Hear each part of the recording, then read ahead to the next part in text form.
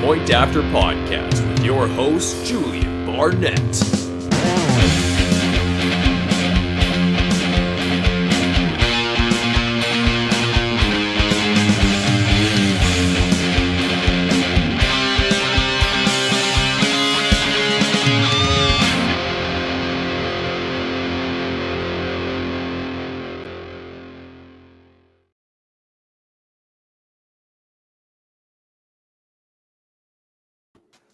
What is up? What is up? Welcome into the Point After Podcast. I am your host, Julien Barnett, brought to you on the True North Podcast Network. As always, this week I'm joined by two fantastic analysts, one fellow Canuck that I'm super excited to talk about. But before we get down there, I'm going to talk about my co-host, Dan Brown. You can find him on Twitter at Dan Brown NFL. How you doing, buddy? I'm doing great, Jules. I'm fired up here on a Friday night with you gentlemen. Looking forward to talking some football. You know, OTAs are in the works right now. We're starting to get some hype videos rolling down the Twitter stream. So all the excitement in the world. I'm excited for the things that we have lined up here tonight and excited for our guests that we have on. Yes, me as well. And, speaking of which, we are going to be doing a Superflex Dynasty mock draft tonight. We're going to be going 16 rounds, the three of us. We each are going to be kind of implementing a different strategy to start off the draft. And we're going to explain it as we get as we go throughout the draft. So it'll be fun to kind of, break down all of our different strategies and give some suggestions for people who might be doing their own Superflex Dynasty mock. So, but before we get into that, I want to introduce our guest, a fellow Canadian. As I mentioned before, he reigns over in Winnipeg right now. I'm over in Calgary. I don't know if any of our American listeners know what that means, but we're kind of on opposite sides of. We're close enough. We could be further, definitely. But anyways, Thomas Tipple, welcome into the show, man. Thank you for coming on this Friday night, man. How you doing? Big shout out. Love it here. Love you guys. I just want to say we're not that far because there's a great folks once said that everything starts at the 100th meridian with the prairies, and we're not that far off, my man. So closer than you think. Just remember that. Well, and I mean, we're actually pretty close. I said shout out to the hip. We're on the province away. But I was thinking about where you're actually from because I can't help but notice that that name you got behind you there. So take us through that. You're in Winnipeg right now, but you're from Toronto. Right. Just kind of take us through how you got through all that and where you got started. Yeah, man. So I'm from a small town called Guelph, Ontario. Grew up around the Fergus area, farming and whatever, and I ended up moving out here. So I'm not a Jets fan, but I appreciate that. Ty, go Leafs, go! Buds all day got robbed. This is a big deal. I mean, Game Ty 7 really BS invested in these NHL playoffs, and for him to be popping into our pod, I feel pretty honored. I gotta say, Game 7s are a joke. We don't talk about that in my family. I moved here for family reasons, and I never left. So I'm here in the Peg. I got to see the Jets come back. That was cool for this city. The Leafs never left, and just trying to live life as a Leafs fan over here in Jetland. It can be hard on these streets. Yeah, here Ty's. There we go. Guelph Storm. That's what I'm talking about. Ty, you're my new favorite person. That's the one. Go Guelph Storm and the OG jerseys, not these new ones. Not a fan. Let's go. Eaton Center represent. Let's go. Let's go. Well, it's not very often that I get a Canadian on the show, so I want to ask you some Canadian questions before we get into the things that we got lined up tonight. So first thing I want to ask you, who makes the best ketchup chip? If Trav's watching, you know that he is invested in this. He asks all of our Canadians that come on any of our True North podcasts. So I got to ask you, who makes the best ketchup chip, man? Now, I know the cop-out answer is Lay's, but I got to tell you, that's not the one. It's Old Dutch, baby. You're not going to get a better box of chips. And I know Americans are like, what are you talking about, a box of chips? Yeah, Old Dutch are the OG for chips. Around here in the prairies and what should be most of Canada. You get the 2 bags in one box. Their ketchup chips are divine, can't be replicated. They're the 101 of ketchup chips. At me if you need to. And I love the little ripples. You know, I love the ripples. Have to. Old Dutch is they're OG. That's what's up. You got any input on this? I don't know if you've tried a whole lot of ketchup chips down there, but if you do, if not, what is your favorite chip brand? We don't ketchup chips aren't prevalent down here. I wouldn't say. We're more of the salt and vinegar style. But all these baked nonchalants are starting to come into the game now. And while healthy and less greasy, they don't quite have the same pop. But I'm going to name a chip brand here that not many people are familiar with. Not many people that I even talk to down here are familiar with it. So I'm going to throw it out there. And if you ever come across these bags of chips, I want you to hop on them. And I want you to savor them every last bite, because they are the greatest chips my mouth has ever tasted. And those would be called the whole shebang chips. Oh, yeah. That's not here. I believe a company by the name of Moon Lodge is the original producers of these chips. And they are super elusive, but I think you can find them on the internet. So if you're feeling froggy and want to try a new chip, check out Moon Lodge, the whole shebang chip. I'm in now. It's in my notes. Yeah. It's been taken down. Let's go. I got it on recording. I can go back. I'm gonna watch this like at least 5 times. Not a sponsor. I'm expecting Moon Lodge to send me an email at any minute now. Yeah, not a sponsor. I love it. All right. Let's move on to the next one. This is a serious question, man, because you and I both know how freaking terrible Canadian geese are. Would you rather be stuck in a cage with a lion. or 5 Canadian geese? Lion. I'm not going anywhere near those long neck ninja pigeons. Okay. I'm not going near them. They're savage. They don't let you in the door if they decide to chill out. Like, they just sit down, they're just going to attack you. Businesses here will let you go through the back because they don't want to deal with the geese in the front. They stop traffic. Those little things that like whole highways. When does a lion ever stop traffic? No joke. Highways shut down. So families of geese can walk across 7 lanes. It just shuts down, man. And they're protected here. We don't mess with them. We don't disturb them. I want nothing to do with them. They can have their habitat. I'll have mine. Give me the lion. At least I know it won't dick around with my body. It's just going to end me. And that's all I need. Give me the lion. I'll take the easy way out, not them geese. That's the thing. Is like I don't think you're getting out of either one of these situations safely. So I just want the one that's going to take me out the fastest. Yep. Long neck pigeons, nothing to mess with. All right, we got some more chip talk in the chat. Ruffles all dress are fantastic. I have to say, I love all dress chips. Another one that you can only really get up here, which is pretty rare, man. We always hear, like, I'm sure, Thomas, you've experienced this, where you hear about things that they got down in the States that we just don't have up here. It's like, man, I wish we could get that. And this is our time to shine in the department of, I wish we could have that. All dress are the best chips there are, like, to begin with. And every time going out to go see like a Sabres game, it's just a nightmare because you can't get them all dress chips. That's fair, man. I mean, I've never been, but I can imagine. It's a nightmare. All right, man. Next thing I want to ask you, because this is probably irrelevant now, knowing that you just moved there, but Churchill is a town in the northern end of Manitoba, and they have polar bears that kind of roam the city in the winter. I want to know if you've ever went up there. Have you ever seen a polar bear, man? So I've been up to Churchill for football, actually, as I coached a high school here in Winnipeg, and they have a team up there. So we take the trip to Churchill every now and then, a couple hours. And I've not seen a polar bear because obviously we're not playing. That's contrary to what some people in the States may believe.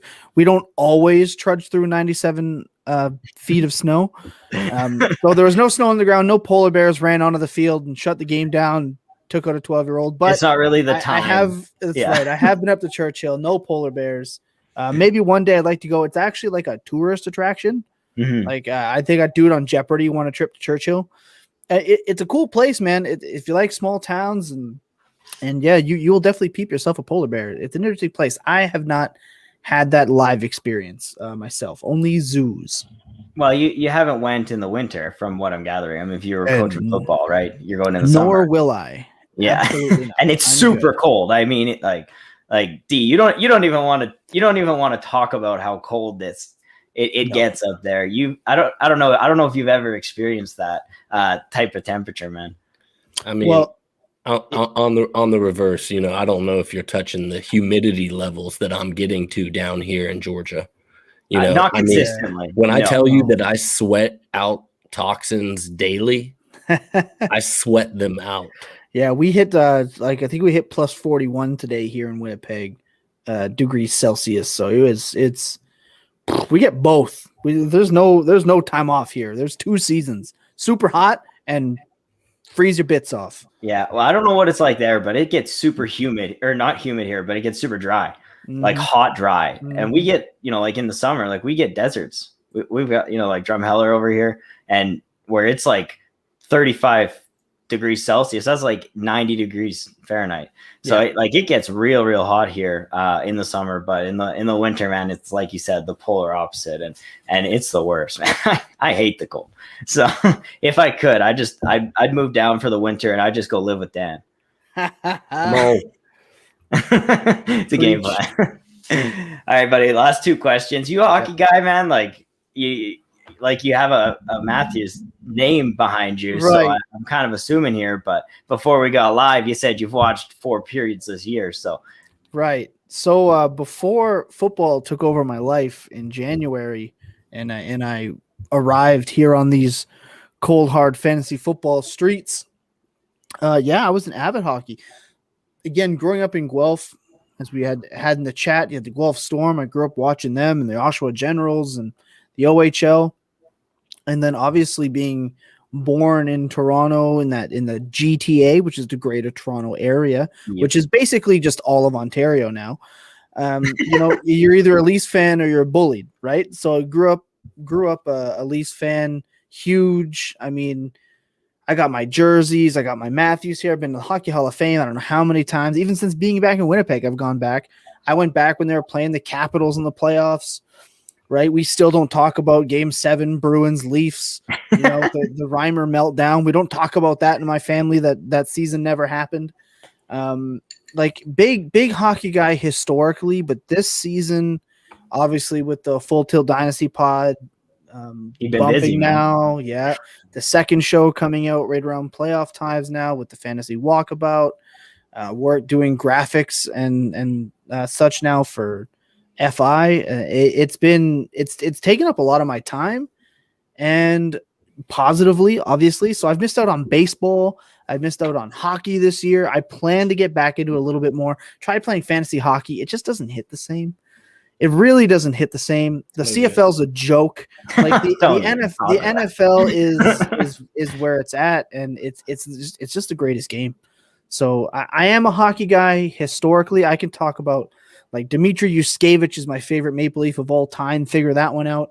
I played street hockey like every other Canadian. It just football hits different for me, man. It always has. Even when I played, it always hit different. Yeah, man. I wish I was more of a hockey guy, to be honest. Like I never played, never watched it growing up. Played some street hockey, like you said, every Canadian does. Zamboni. We all go through it. Dan, I want to ask you, because I know you are invested in these NHL playoffs. So, really quickly, let's just take us through your experience with hockey growing up and how you feel about these playoffs. Yeah, man, I'm a big hockey guy. I grew up skating on a pond, with my dad up in Canada. So, I first had my first pair of ice skates at 3 years old. Got it. I didn't get into actual ice hockey until I was probably closer to about 10 or 11. But I ended up playing for all the way up and through high school. I played high school ice hockey, played travel hockey, played for the Junior Thrashers for 3 years. So, I was big hockey. And then, once you get out of school and out of that age range, team sports are hard to come by, unless you find yourself, good enough to go to the college level or beyond. But so I ended up kind of putting the bag down for 5 or 6 years. And then, ended up getting into a men's league with a couple of buddies, my brother and also my dad, so Cool.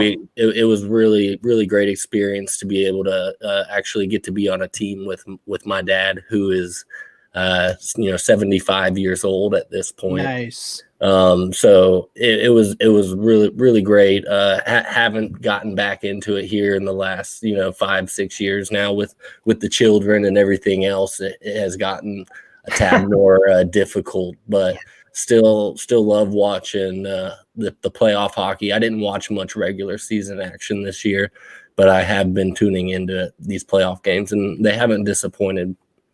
Well, the playoffs is where all the action is, man. Do or die. And I'll be honest, as much as many Canadians might haul off that we watch every hockey game and we watch it outside in the snow in socks and shorts and we're barbecuing, they're lying. They watch in the playoffs. There's a small percentage of fans that watch all 82 games.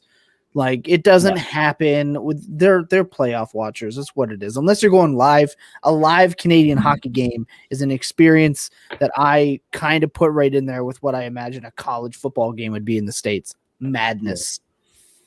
Yeah, that's true. Dude, have you ever been to a lacrosse game? Those games are Toronto those Rock. are wild. They're so much fun. Yeah, I mean, it's Toronto just Rock. a party. They're violent. Yeah, overhand chopping axe style with the lacrosse stick. Just And I mean, down here in Georgia, as far as the hockey goes, I've had the odds stacked against me. As a young child, my dad took me to the IHL Atlanta Knights games regularly. So we were big Knights fans back in the day. And then, hockey pretty much left Atlanta for a long time until the said Thrashers came around. And once again, my dad and I were heavily invested season ticket holders, and continued on that until the Thrashers left town. And now with where I'm located in North Georgia, Nashville is actually the closest hockey town that we have. So we've kind of adopted the Predators as our, kind of go-to team at this point, but it's been rough.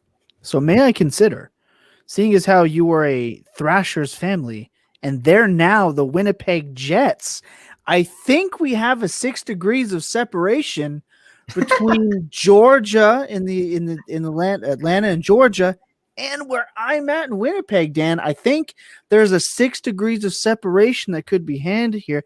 You're basically a brother in arms at this point. Thomas, I am feeling it. That's what I'm talking about, eh? Ferda. I love it, guys. All right, so I got some super exciting news. On this podcast, I'm giving away a Scotty Fishbowl spot. So the way we're raffling it off is we're going to be doing a 100-yard rush.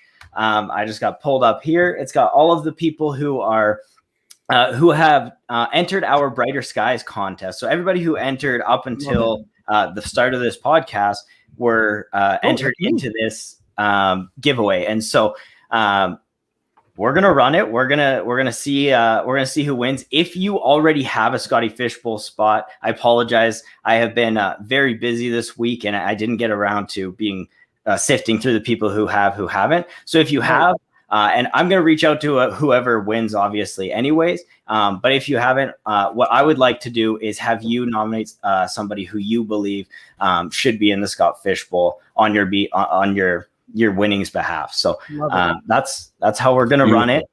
Hopefully it's somebody who isn't in it, but if in the case that happens, that's what we're gonna do. I'm gonna shuffle 11 times. Okay, I got my money on Thomas Tipple FF. Yeah, no, Dan. He's Brown, a good guy. NFL is taking Dan, you want to play some bets here? I'll put a little something on here. Like what kind of odds are we talking I'll here? put 2 bags of Old Dutch chips on the line that Thomas Tipple FF is going to come through with this. Right down here on the bottom. Yep. I love it. We're taking it.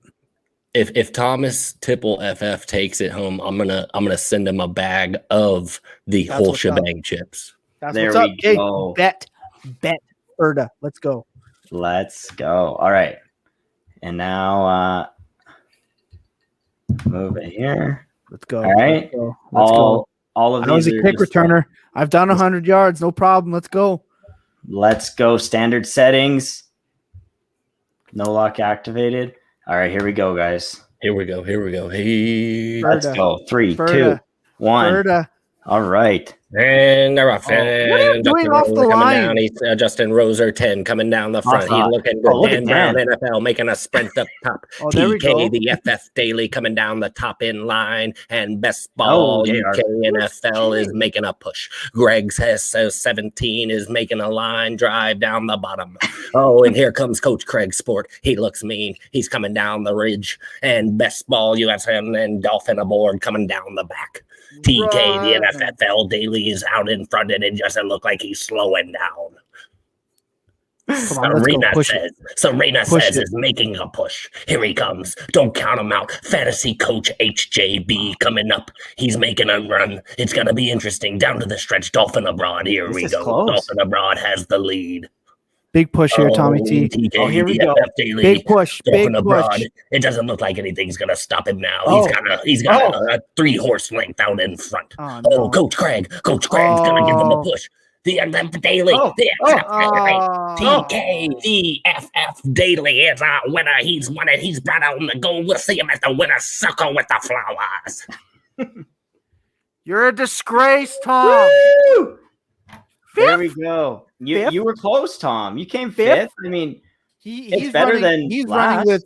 running with my current knees, not my playing day knees. I've got my current Todd Gurley knees. You selected the wrong year, sir. If we can go back to 2008, that would be fantastic. I think Jay pulled a hamstring. He must have. What happened? Yeah, that's not great, Jay. That's not.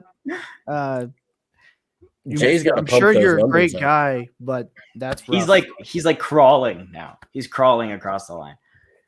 And He's like that scene from Friday Night Lights right now. Oh, you know what?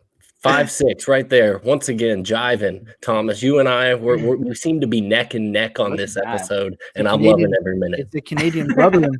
I bring it out. Congratulations to TK, the FF Daily.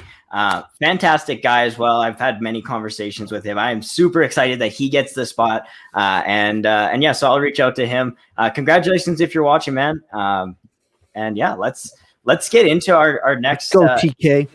Our next point here. Dan, I'm going to throw to you for a second. I got to switch over some stuff in the back, do some admin stuff. So I want you to start. What kind of strategy are you considering implementing here? I'm going to randomize the draft when we get on. So it truly is going to be kind of, like an on the fly type of thing, but take us through your initial thoughts. Yeah, when we started talking about strategy and what we're going to do here, I found myself kind of hard pressed to decide without knowing my draft slot and position, because that does have a little bit of variance on what I might be trying to employ. And to be honest, even further than that, I don't have a set strategy heading into most drafts. I love to stay water. I love to play the board, take the value that's given to me. I really try to ignore filling out my roster most drafts and continue to take the value the board presents. That's my biggest strategy I employ in any startup draft of any nature. Yeah, I couldn't agree more. I mean, value is how you get ahead in fantasy football. And, getting a great draft is a fantastic start. Obviously, your team doesn't end at the draft, but it is the key to getting everything going. So I've got this pulled up. Thomas, take us through. I know you're very adamant about your particular strategy. We're talking off air, and you have, over 30, I think you said 37 or 36 dynasty leagues right now. So, what's your main strategy in a super flex dynasty startup? Look, I think something that the Full Tilt Dynasty podcast in general believes in is we don't accept the the super flex quarterback value factory to determine what we're drafting. If I miss out on the top 6 guys that I have on my quarterback board, I'm trading out, or I'm taking the best player that I have on my board that's a running back, most likely. Very rarely am I going to take someone like Wilson, Burrow, who people forget Burrow wasn't elite. He just threw the ball a lot. We talked, Jacob touched on that on our show today. He wasn't elite. He just threw the ball a lot. I'm not reaching on that when position scarcity at running back is what drives dynasty fantasy football. I'm taking that shot, and I will wait until I feel that value at quarterback catches up to the rest of the board. So that's kind of what I dive into. If I get one of those top guys, sometimes they'll trade out if the value is just too good in the deal. If I get like a 2, a 5, and a pick for my first rounder, yeah, I'm going to do that. Absolutely. And I've gotten that. Dak was there at 1-5. Somebody wanted him. I traded back. I got their second round pick, their 5th round pick, and a second round rookie pick the next year. I'll smash that every time for value, and I'll miss out on that quarterback because not panicking is the most important thing in fantasy. You're muted, Jules.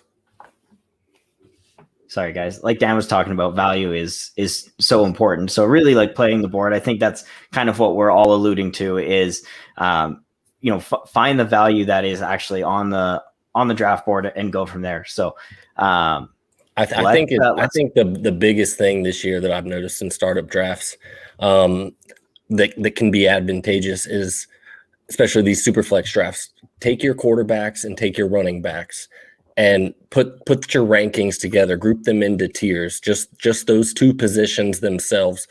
Those are really your bread and butter here in these first couple rounds. Wide receiver feels, extra deeper than any position, but you just got to, with those tiers, and be open to the tight ends that present themselves according to, value and ADP. Many leagues are tight end premium at this point to try to, level the playing field per se. Mm-hmm. So obviously, there's about 3 tight ends that are usually going in those top 2 rounds, but you just kind of have to, I think, those running back and quarterback tiers, because that's typically what I'm aiming for in those first 2-3 rounds, is trying to level, because I like the top 12 quarterbacks in Dynasty. And outside of that, there's a lot of question marks. And as far as running backs go, there's about 17 or 18 guys in Dynasty that I'm really interested in as far as locking up early and often, so that way I don't have to sift through the shit, come rounds 8, 9, and 10, trying to fill my RB2 void that I have. So I have been really focused at the running back and quarterback positions and trying to decide who I do value for value, like I mentioned before, and knowing that longevity of quarterbacks is going to play a factor, because we've seen how running backs, while they are uber valuable, there's a cliff associated with that value that can come. And it seems like lately the Dynasty community is getting more aware of the old age, almost overcorrection at this point. And the likes of Todd Gurley are making these thoughts come forward as far as running back age cliff coming closer. And you're seeing these 27 and 28-year-old wide receivers that, are ultimately, they're in their prime right now. And they're falling down the draft board because we're smart Dynasty analysts, and we know that a 23-year-old is just uber valuable compared to a Mike Evans, a Keenan Allen, a Michael Thomas. We're seeing these guys continue to fall, and I think we're just outsmarting ourselves at this point. We all want the next Justin Jefferson, and we want him on our team, so that way we can have him for the 10 years that he's going to be in the league. Yeah, and I mean, the sad reality is that isn't always how it works out either. We see players, even take Mike Evans, for example, is a guy who, if you had Mike Evans 3 years ago, you thought you had a wide receiver 1 for, the next 5 years. And, that just speaks to how much the Dynasty community has changed their view on age, which I love the way that you put that, because we are overcorrecting on a lot of these guys, right? That it's not all players are created equal. With not all positions are created equal. And when we talk about quarterbacks or tight ends, it's different from an age perspective than a running back or a wide receiver. Even, I kind of think that for me, like the running back cliff is 28, but then the wide receiver cliff is like, you can still see really, really productive seasons out of 31-year-old wide receivers. Adam Thielen last year had 12 touchdowns at 30 years old. there's still opportunity for those guys. And so I think there's a lot of value in a startup draft like this to wait on the wide receiver and grab those guys later and fill them in with your younger running backs, that you've collected early. So I randomized this draft 3 times, guys. This is the order that we were all set with. And I wanted to make sure y'all are all cool with it. Yo. We got some people, Big Billy FF in the comments. I see you, Billy. Thank you, Billy, for jumping in the house. Let's go. Tom, what's happening? The fantasy walkabout's in the house. That's what's up. All the way from Australia, Tom Lee. There we go. Let's go. So you're now telling me this is an international show, an international broadcast? 1,000%. Well, I mean, I guess it was already international considering we're in separate countries. It's not official till it's across the pond. Let's be real. There we go. So guys, I figure for the first round, we could kind of do like a consensus selection because Sleeper's ADP is less than optimal. And I don't think we'll get an actual accurate reflection on how this is going to go. So I'll allow it, Jules, as long as we don't sit here and try and finagle. Yeah, it's not going to be too much. I just think it'll stretch it out too long. So we got to keep it moving. I can already tell you I'm locked into my strategy already because I'm at 110. Now there's no trade outs. I'm assuming we're just drafting at our spot. We were all lobbying for that 110, and somehow Thomas is the guy that locks it up. I am attached to my soul at 110. As I mentioned before, out of 36 dynasty leagues that have been drafted startups, I have drafted 110, 111 in 29 of them. That's nuts, man. I am locked in at that spot. I am destined at least you'll know what you're doing, right? I already have it in my mind. I already know how this is going to go. Almost to the player. All right, let's go then. Let's bring it. Let's just set this up. This has got to be Pat Mahomes, right? Not doing anything else. Lamar Jackson, come on.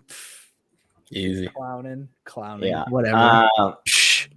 Josh Allen or Kyler Murray. That I would say Josh 3 Allen myself. What show am I on? Oh my Lord. This is it should be Lamar Jackson 10 straight times. Anyway, that's not where he's going right now. I know. We'll go. We're trying to just the first round. I'm just going to do this. The rest will actually just simulate it. It's just like when I do mocks, I always get there's 5 running backs that go in the first round in a normal Superflex mock. There's 6, 7 straight quarterbacks. Yeah, exactly. Sometimes I see 10. I did a startup this year where I saw 10 quarterbacks go in the first round. Yep. And I had the 111. Yeah. So 103. This has got to be Kyler. And now I'm stuck here at the 104. And just know that I'm judging you. I know you are. I know. Man, this is I would actually probably try to trade out of this spot. Wouldn't we all? Right now. And I'm going quarterback for sure. I mean, the 104, this is going to be a pretty long stretch before it gets back to me again. I have a chance at one of those top tier guys. I could go Justin Herbert, Lamar Jackson. I could go Trevor Lawrence. I think for me, it's a little too early. I could go Dak as well. That's the other guy I'd be considering here. So for me, when I break those 3 guys down, I actually have Dak. I had all of them. So I'm going to go ahead and take Dak Prescott with my first pick. It hurts my soul. I hear you, Thomas. I hear you. It hurts my soul, guys. I know. I think Christian McCaffrey might go here. 105. Well, he's either going there or he's going 6. He's going before the best running back. That's what I mean. For me, in a Superflex dynasty, I would rather have all 4 of these guys over McCaffrey. But if I'm at the 105 here, I'd probably consider him. So 5-6 is right there in that wheelhouse for him. Yeah. You guys want to auto this one and see what happens? Sure. Yeah, that'll decide my fate. All right. Now I can technically begin the draft. Oh no. That is what I'm talking about. CMC. There we go. Take him, buddy. That was the correct pick at 5. I was taking one or the other, so either way, I was good. You'll make your selection, buddy. Can you just pull this up on your phone? Oh, okay. Yeah, I This can do that. simulation is now. Otherwise, I could do it. But This simulation is Okay. now Full Tilt Dynasty podcast approved. there Lamar we go. Jackson is not making it out of that spot. There we go. Wow. Okay. JT, you thought JT was going to make it to you at 10. I don't like for me on my board. This is a really easy pick. Yeah, I'm going Saquon absolutely. there very comfortably. I would have gone Barkley over Taylor. Yeah, Well, if Taylor got to me, it was 1000% going to be Taylor. Yeah. but if Taylor got to you, Saquon probably went. So So here you are. So after Barkley, it went Kamara. What do we got there, Jules? we got Kamara, Trevor Lawrence. So Team 12 doubled up with T-Law and Derrick Henry, and then here at the 2-2, Justin Jefferson as the first wide receiver off the board. Not uncommon in today's rankings.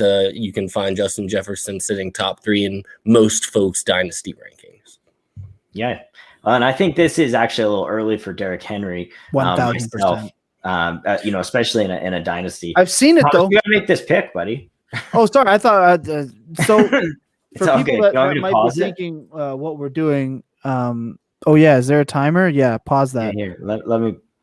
Sorry, I didn't realize the timer was going. No, I was gonna. That is 1000%. No, stop here. The buck stops here, Jules. I botched it. I'm so sorry. Okay, for the record, I can fix this. Look, this is. Whoa. You're gonna have to pause. I gotta pause the draft. Sorry. Here we go. This is Tom here. Just not. It's okay. I was totally waiting for you to finish so I could explain my madness. So there are people that right now would sit here and freak out because they don't have a quarterback. And Joe Burrow and it doesn't let me just show quarterbacks. Here, let me pull some QBs up. But Joe Burrow is here. You saw Russell Wilson, which I would never, ever, ever, ever take Russell Wilson on my roster unless it was gifted. Justin Fields and Lance. I am not prioritizing these guys over premium running backs. And maybe not even the premium running backs that you're thinking of. For me, this pick is really easy. Oh, it's not letting me make my pick. Can you just pick Cam Akers for me, please? Yeah. Please and thank you. Okay. Now, Cam this is on brand for us because now my co-host would have probably taken DeAndre Swift here. That Jacob, you've probably seen him just gush over. I'm not there, but I think Akers is going to get the Todd Gurley role in McVay's offense, which is going to put him in the RB1 contention in his sophomore season. The games he played, he balled out. I'm not worried about quarterback. I'm not worried about receivers. I want the studs, and Akers is a stud. So I'll happily double up on running backs and forego quarterback. All right, there we go with the Akers selection. And I do want to say I'm interested to see what happens with with that offense bringing in Matt Stafford. Are we going to see more of a pass-heavy attack? I mean, he's got a much bigger arm than Jared Goff ever had, or are they just bringing him in to run McVay's offense with a quarterback who is a veteran presence, is a great thinker, is a great leader. So it'll be interesting. I do think they take more shots, but I think at this point, like any of those young premier running backs are going to be a good selection. I'm taking Swift. I'd probably have taken Swift there if I were you, but or this next pick. Moving on, but yeah, I think that the offense they're going to run in LA is going to resemble what they did in 2019. Gurley's big baller year, right? That they're going to want to do that, and Goff still threw the ball a ton. Remember, so I think that's the role Akers is walking into. I couldn't let him get past me there at the 203. All right, Dan, and you're back up. You went with Christian McCaffrey in the first round. Now you're in the second round. Are you going to attack quarterback here? Are you going to go after one of these young premier wide receivers? Or are you considering one of the big tight ends here? There's the tight end one who's been the tight end one for the past 5 years, sitting there staring at you. Typically I try not. I hope that the tight ends don't fall to me, that somebody gets them right before me, because as much as I like to lock up one of those top guys, right here, I really just, it feels a little early for me, and looking at what's here, I think the first 4 or 5 teams, all took QB. So, are they going to dip back into the QB pool, or are they going to look to capitalize on this running back run, take a couple of these wide receivers that haven't come yet?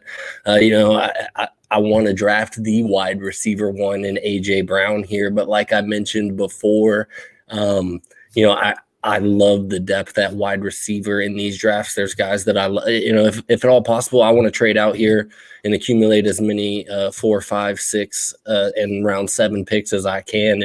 I love trading out of the 2nd and 3rd round just because it is where I want to get a running back. But I'm team wide receiver. I love stocking up my stables with young wide receiver talent that I believe in. And you can get plenty of those guys in rounds 4, 5, and 6. So ideally, I would like to trade out here, but I think with where the board is and what I like to do, I'm gonna play a game here, and I'm gonna avoid the quarterback position for now, and I'm gonna double dip in the running back pool here. Go ahead and give me Najee Harris right here. I know the hype's real as far as rookies go right now, but I am a believer in the talent of Najee Harris. I do like the system.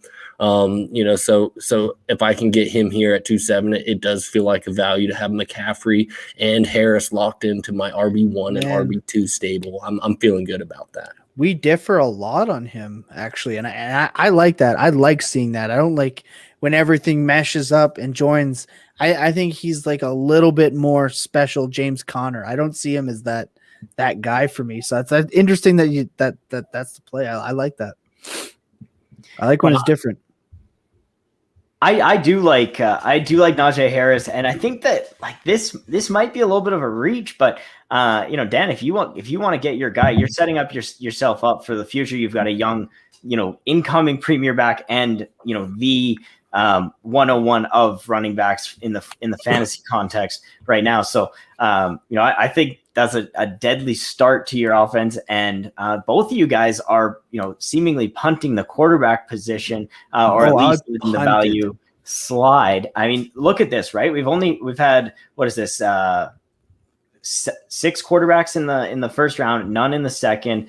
So I think there's some value about to slide here, about to slip, and we might see some really fantastic value on some of these older quarterbacks in the later rounds. So I think ultimately it comes down to a gamble that these first few teams, including yourself, are going to look opposite of the the quarterbacks here. So I think those next couple of quarterbacks, we only have a couple more here, and then it's a decent tier break for me. So ideally, I'm hoping a couple of these quarterbacks do end up falling into my lap here at 3-6. Jules, I'm telling you my strategy here, and I know you. Yeah, they're gonna have to get through me first. So if you shit all over me, it's just because you heard my analysis.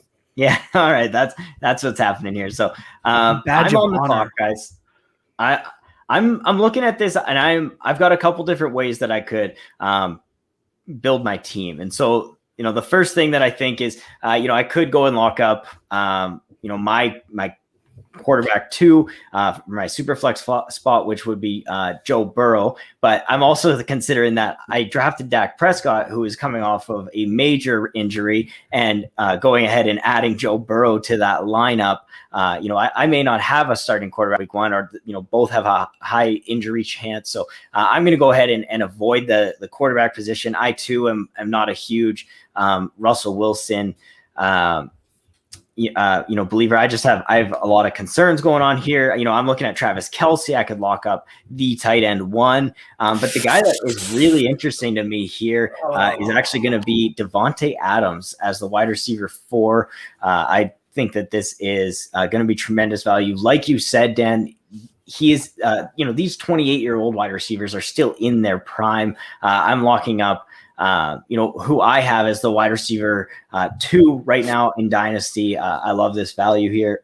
And I'm going to go ahead and wait on that running back position, because as you guys have seen, there was just a huge running back run here, and I don't want to be at the end of that tier. So I'm going to wait and see who I can grab in the 3rd round, or potentially the 4th. Maybe I'm going no zero running back here. I'm honestly not sure yet, guys. We're going to see how this draft board plays out. And like you guys said earlier, sorry, I just want to say, I would always trade out here. Like in the second round, I don't want to make this selection. I think it's pretty. I think it's pretty known. It's trade back for life. Yeah, right? It's trade back for life, like always. Team trade back for sure. I think we all, like all of us, were like, we're all trading out every time. It actually, do you guys find when you're getting into a draft that it's like 12 people that want to trade back? Yeah, everybody, as soon as the draft starts, 102 on the block, 103 on the block, Yeah, 104 on the block. yeah. And I mean, I'm guilty. Yeah. So you could lock me up for that. There's always at least one or two guys in there that are looking to mortgage their future and also their third, fourth, and fifth round picks just to get that extra QB locked up, so that way they can get 2 in the first round. You know, that's the super flex mentality just really starts to itch at them, and here they go throwing future capital around. And yeah, I'm gonna take it every time. Well, and when you can stockpile those picks in like the third, fourth, fifth round, you know, even the 6th, 7th round of dynasty startups, there's so much value there. I couldn't agree more. And just wanted to toot your horn a little bit, D, because Ty's pumping you up in the chat. So love everything D just said. Analyzing the teams behind him, trading back, and accumulating those 3rd, 6th round picks. You know, Ty and we constantly pump each other. Yeah, you guys. Did I hear that right? No. What I meant was like like analyzing and content creation. You know where I was getting at. Yeah, for sure. I mean, I think we were all under the same impression there, right? Sorry, guys. I lost the draft board. My sleeper just just shut down. It died on. Well, I can't unpause it. Oh, we're good. We're back. Well, and we're live. Maybe not. Just wanted to shout out Canada. Yeah, let's take this opportunity. Dan, while I get this figured out, can you just talk about Viridian for a bit? I've got a couple things coming. I'm pumped for them. Viridian Global, I've got it down on the bottom. It's been going on the whole pod, but I'm gonna get this figured out. Dan, you're an amazing pump up guy, as we discussed. So take it away. You ask, can I talk about Viridian? And of course I can talk about Viridian. I don't know if the viewers have been watching, but this is actually the 3rd Viridian Global hat that I've worn during this episode. Yes, that is correct. During this episode, Jules, Thomas, you guys may not have even noticed, but this is actually the 3rd hat that I've changed into. Whoopsie, I dropped my pen. Hey, I have another Viridian Global hat on, and I'm loving it. I'm absolutely loving it. Viridian Global has changed my life. My wife says, "Oh, let's get you some new clothes." What do I say? I say, "Let's go to Viridian Global." And she says, "Viridian Global." And I say, "Yes, Viridian Global," because they are the one-stop shop for your fantasy football needs. Anything from player personnel to your favorite fantasy football brands, Viridian Global has it all. And all you have to do is click a couple buttons on your mouse, and within a few days, it seems like, Viridian Global has a package waiting at your door. Make your dreams come true today. Support your local FF brands and visit ViridianGlobal.com. I love it. I don't need to add anything. I don't need to say anything else. That was amazing. Oh, we got Coach in the chat as well. 3 for 1.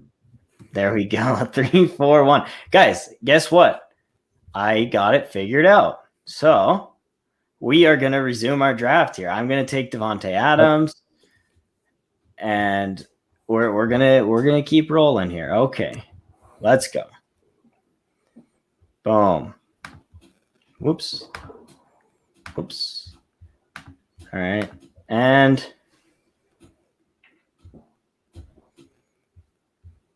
all right. Let's go. Here we go. Come on, quarterbacks. Come on, quarterbacks. Come on back around. Wowza. Oh, yeah. Travis Kelce in the 3rd. 3-2. Kelce in the 3rd. Stacking Mahomes. Without that tight end premium, people are just scared to pull the trigger. Oh man. So who I was hoping would come back to be my RB1, Antonio Gibson, just went. So I'm looking at running back again here.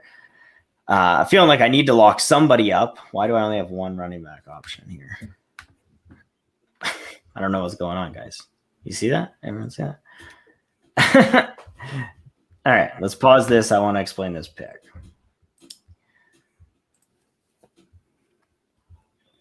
Okay, so now is where I'm looking at these quarterbacks. We didn't see any go in the second round. I think there is some tremendous value here. Like you had said, Thomas, you don't want to spend up to go and grab Joe Burrow at the 110, 19, but when you're grabbing him at the 304 in a super flex league, I can't turn down that value. I'm going to lock up that spot. Grab who is a young quarterback. Bortles to Adams. Yes, coming off of the injury. So like I just said that I wasn't going to go and take this risk. And, obviously things change. I mean, you got to go with the board. This is how you find that value. And so, I could go like with another premier wide receiver here in say Stephon Diggs, but I'm going to go ahead and I'm going to lock up another quarterback and then I'll see, what comes back around in the fourth. I'm probably, I'll get to that later. So I'm going to take Joe Burrow. Boom. Okay. And D, we're going to be back to you. So what are you thinking? I mean, I'm thinking the board played right into my hands. You can pause it here just so I can comment on the board. Oh, okay. Obviously I wanted a quarterback there at 2-7.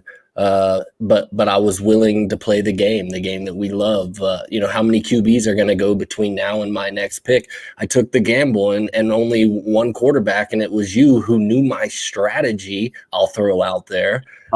It came off the board. So I locked up the running back of my choice while I was hoping maybe the likes of a Gibson or a Dobbins might fall to me here at the 3-6.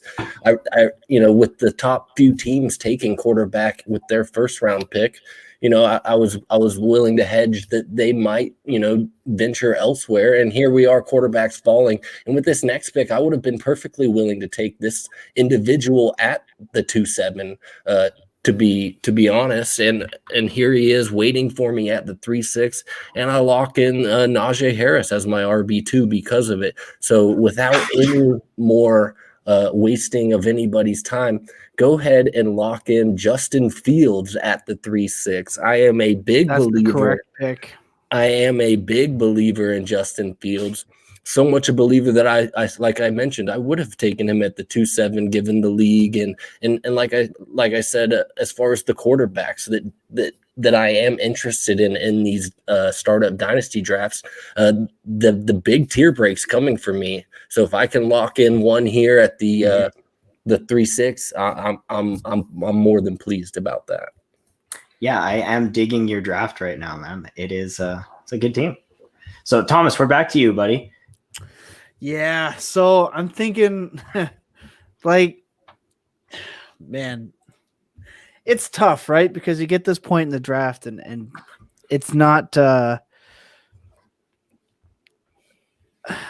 I'm just reading the question there. It's the habit. Just tuning in, wondering. Yeah, let's throw it up, Jules. Throw it up on the board. Let's discuss. Elevate McCaffrey. Nah, not to me. This is a PPR as far as I'm concerned. PPR is standard in today's fantasy football. So right. Christian McCaffrey's right there. I wouldn't blame anybody if he went anywhere in those top 5 or 6 picks, to be honest with you, because as we mentioned with the RB situation at hand in the NFL, Christian McCaffrey's are hard to come by. And you can get a Justin Fields in the middle of the 3rd round. So, take them where you want them. Stay water. Be willing to get your guys and capitalize on value when it falls to you. But I'm fine with Christian McCaffrey right there at the 1-6, especially on my team. And I wouldn't fault anybody if they took him before that in this format. No, definitely, and you do see it happen. Most definitely. But like you said, PPR is kind of the standard for me. Thomas, where are you at? I know you were reading the question, but where are you at with this pick? We'll keep this. So for me, to keep in mind is that I really only ever play Superflex and tight end premium. So if I were to look at like my base strategy and I were to look at this board, I've got running backs. I still want these running backs. I don't love the quarterbacks at this spot. So for us, our dynasty tight end 1 is Kyle Pitts. I'm taking Kyle Pitts here because Kelsey is great. He has had the best season a tight end could ever have, and his value didn't go up. So that to me immediately puts him in a position where I'm not putting him at that 1. We want to accrue value, right? And he's not accruing value for you anymore. He's stagnant. Derrick Henry rushed for 2,000 yards. His value didn't go up. I don't want him. So he's not going to be higher. Kittle to me has flashed. He's hurt. He has more targets to compete with. Don't love him there. Waller would be my dynasty tight end 2. I'll still take the younger version of him, especially when Julio gets yeeted out of Atlanta.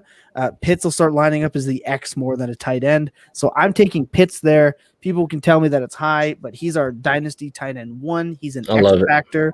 I love it. I have no problem. So then I'm looking at this spot. I hate it. And there's I hate it because I wanted him. I wanted it. There's no way I'm letting another elite playmaker leave my vicinity, and I'm taking now. This is early for me. I'm not a QB guy. This is early for me, but I'm not letting Lance slip past round 4. Right I'm there. taking my QB 2 in this class.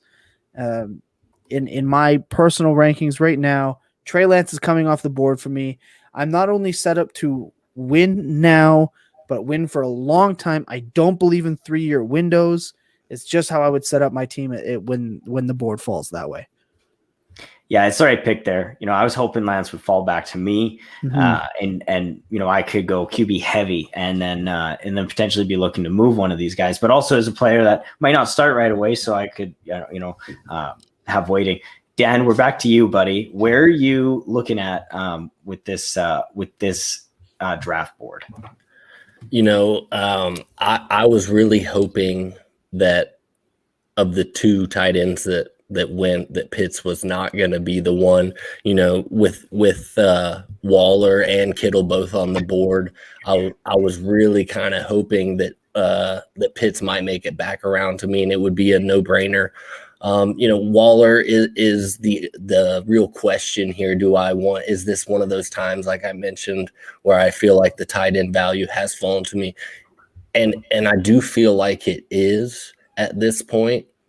My only concern would be, unlike the other round, all the other first few teams here didn't readdress the quarterback except for yourself.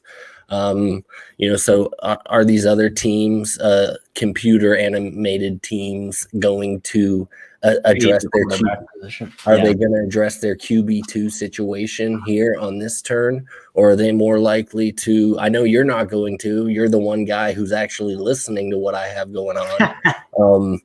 So do I want to play the game and that one of these other quarterbacks? Because if I'm looking here, there's really only. No, with this fall off, I don't think I can risk it. Go ahead and lock in my guy Hurts right here at the 4-7. I am a Hurts advocate, have been since the Wentz deal. A lot of people talking about a small sample size and this, that, and the other as far as the Philadelphia Eagles go. But I'm still a believer in Hurts. I like what I saw last year, and that's that rushing upside that he presents with his legs. And as far as the quarterback position goes, I have Justin Fields and Jalen Hurts. That's very similar to what I do have in many dynasty leagues right now, because those are 2 guys that I'm targeting. They present rushing upside, and they're both really young. So, those 2 things right there, keep them in the top 12 discussion for me. And in this league format, getting, as I mentioned, running backs and quarterbacks taken care of in these top 2 rounds, with still plenty of wide receivers that I consider top talent on the board. Terry McLaurin, Michael Thomas, Chris Godwin, Allen Robinson. If Allen Robinson falls to me here at the 5th and I can stack him with Justin Fields, yes, please. I mean, And you will. It almost seems too easy to address those two positions in these top 4 rounds. And like I said, if you want to mix in a tight end, I could have easily taken Waller here, and I wouldn't blame you. But then I'm looking at quarterbacks like Aaron Rodgers, question mark, Deshaun Watson, big question mark. Tua, while I do love what Miami is doing around him, do I think that Tua necessarily really possesses that upside to be a top 5 QB on a seasonal basis? I don't know that he does. Mm-hmm. So instantly, just looking at these next quarterbacks here, locking in Jalen Hurts here was a no-brainer for me. So I'm loving this team so far, and don't let me talk anymore. I got to say, I'm a little jealous. I think you've done a very good job with your draft so far. And I like the base that you have. So it's hard to stop you from talking, buddy. Back to me. Damn it. Waller went. So like you had mentioned, there is some fantastic wide receiver talent on the board, but I just simply can't risk it at this point. I don't want to slip out of this tier of running backs. I want to get one of these guys so I can have somebody who I can at least rely on a weekly basis. I'm looking at Travis Etienne. I got Miles Sanders on the board. Let me pull up our running backs here. Javonte Williams is another guy who I really believe in. Might not get on the field right away, but is definitely going to be. He's my RB1 this year. Yeah, class. So I'm actually, man, this is tough. So I was posed with this in a rookie draft, Travis Etienne or Javonte Williams. And I actually took Etienne and I kind of regretted it. So, as soon as I did it, and, now I'm looking at these two here. I'm also considering Miles Sanders, who I do consider is a guy who's slipping into a buy low, into the buy low category, because people are upset with what they got out of him last year. But I'm going to go ahead and lock up a young, extremely talented running back in Javonte Williams. Killing me. One of my guys, and I got to go in. I gotta get this position figured out. So let's what's going on here? Can't type, guys. Killing me. There we go. And we'll be coming back around to me here. Let's see what I can do. So we got Terry McLaurin, Michael Thomas, Allen Robinson, Travis Etienne, Keenan Allen, Miles Sanders. So I was hoping that I could have one of these guys come back to me, either Travis Etienne or Miles Sanders. And now I'm put in a pretty interesting spot, I think. One second. Let me just pause this draft. Okay, so I feel like team need screens running back value on the board is man, are you guys seeing this? Yeah. I can't see anything here. There's some really, really good gaps. Young wide receivers that are still here. Yeah, it's just gaps. But, I know that there's DJ Moore who's still on the board here. Calvin Ridley, I believe. Oh, no, he went at the 312. My bad. Chris Godwin. Those would be some guys that I would consider here. Just based on the upside that they do have. We could also be looking at one of these young quarterbacks, maybe Zach Wilson. Might be a little too early to go Mac Jones. I'm not going to lie. But, man, this is where it kind of gets ugly. I probably wouldn't do regular basis. I don't think I really own any David Montgomery, but due to my team build, don't do it. Guys, don't do it. Don't panic. I'm not never panicking. Draft to fill your roster. Well, that's true. I mean, you got to get value here. Best value. I want to know who these players are. Montgomery there's is nobody there. Plotter. There's nobody there, Jules. That's just a strange gap. Aaron Rodgers and then David Montgomery is the next, and then Chris Godwin. Gotcha. All right. Well, and if this is a tight end premium, I think TJ Hawkinson can be in that conversation as well at this spot. Who's a guy that I really believe in. I am a big fan of.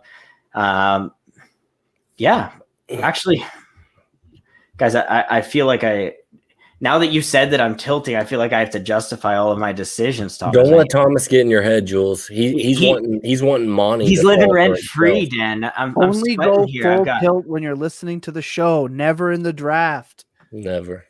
Nah, I'm Draft for value. Do you, Jules? Do you? all right, guys. So I'm gonna go ahead and select myself one of my favorite premier wide receivers, That's what's young up. up and comers. I'm gonna grab myself some DJ Moore. That's the correct pick. That is 1,000%. Yeah, I love that Dan pick. just wanted you to take Montgomery so he could get DJ Moore off you. Yeah. I'm looking out for No your best lies interest. detected. Of course, D. Why am I not Best surprised? Interest in mind.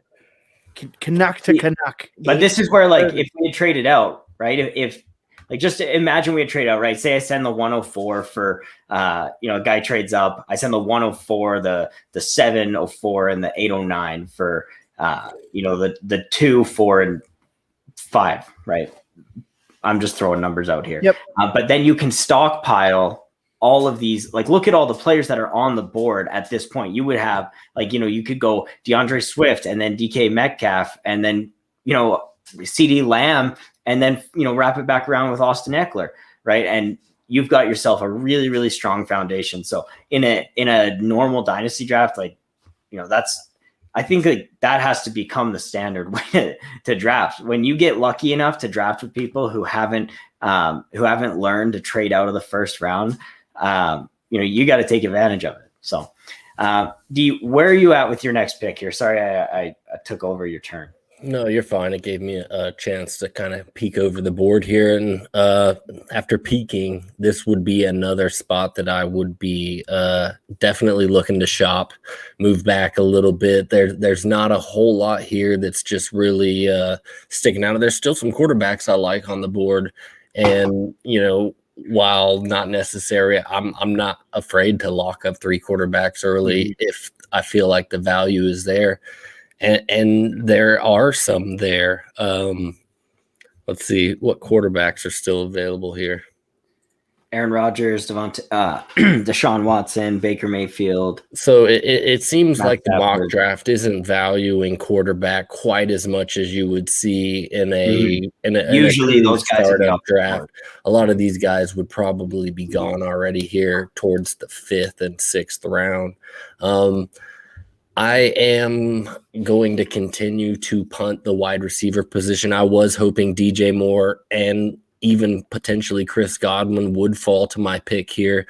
So I'm staring at Amari Cooper, T. Higgins, who I do like, but it almost feels a little early here. And for my team, I find myself leaning more towards the tight end position. There are a couple of tight ends that I like here at this point, but I am going to lock in TJ Hawkinson here. I am a believer in Hawkinson.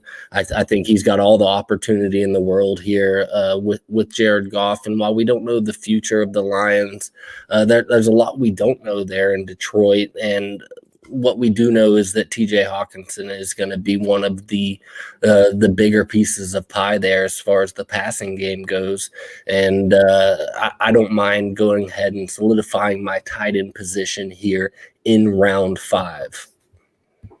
All right. I like it. Like I said, I did consider TJ Hawkinson at the 504 myself. So I like that pick. Thomas, you have a very young, very talented fantasy football team on your hands. Who are you going with at the 5'10"?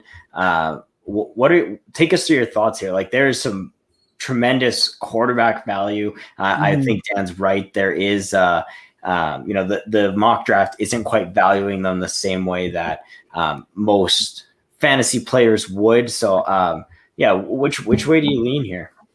So I just want to address one of the questions too quick where it asks what we're projecting for Kyle Pitts if Julio's gone. I have him down for Julio being gone at 120 targets because I see him playing more the natural wide receiver position than a tight end position. So I see him playing the Corey Davis role in Smith's offense, which, I mean, if you got Corey Davis production out of a tight end, I mean, you're pretty much looking for a locked and loaded record-breaking rookie tight end season. That's how I'm viewing him. I have 120 targets. I have him about 950 some yards and 8 touchdowns right now in my projections, which is, yes, I know high, but we're projecting for his upside with Julio gone. With that being said, I look at the board and I'm trying to be a paragon of objectivity, which is something we talk about a lot. And I'm going to pretend like these Staffords are not on the board right now in my mind, because I don't think they would be normally. So for me, immediately, I'm grabbing Amari Cooper. It's not even like it's not even a thought process to me, really. Amari Cooper is the wide receiver 1 in Dallas. I know we love CeeDee Lamb. He was on pace to be the wide receiver 1 while Dak was healthy. They didn't change anything except for getting players back and healthy. I want Amari Cooper. Their defense is absolute dog water in Dallas. I want the guy that is proven. Now, this bums me out because Higgins was my next pick off the board. So now I'm bummed out officially. I'm sad. I'm upset. You would even say that I'm tilting. Don't do that. This is not great for me because it's very off-brand for Higgins as being gone right now. So, it's tough for me here. Obviously, as we keep saying, like this is trade back city. Man, it is tough. It is hard out on these streets, as the kids would say. A lot of the players that I would be targeting aren't going to make it back. So for me, I'm taking the next receiver on my board that I think is a legitimate alpha, and that's Cortland Sutton for me. Sutton over Judy in our neck of the woods. I think Judy is a great complementary receiver. Sutton possesses everything you want as an alpha wide receiver. I don't think they're going to be stuck with Locke and Bridgewater. I think something else is coming down the turnpike. Read into that what you will. But even if so, Sutton possesses all the size, speed, contested, can get open, doesn't rely on anything else. He's had enough time to heal. I'd rather lock up that receiver position and take a shot on, say, a Cooper Kupp, who's probably statistically going to have a good year. He's going to be good in that offense. Bobby Trees is great. Chark sliding. Like Mike Evans, I've just never been on that. I've never been willing to take the donut.